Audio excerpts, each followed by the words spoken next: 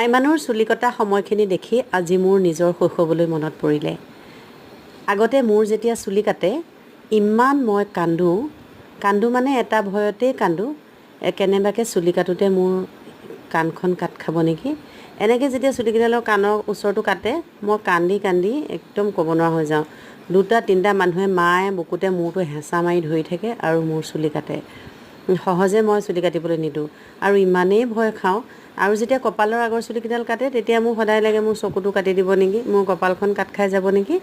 মোৰ সদায় মানে এনেকুৱা এটা ভাৱ আহে আৰু সেই ভয়তেই মোৰ চুলি কটাৰ পিছত 2-3 দিনমানলৈকে জ্বৰ উঠি থাকে।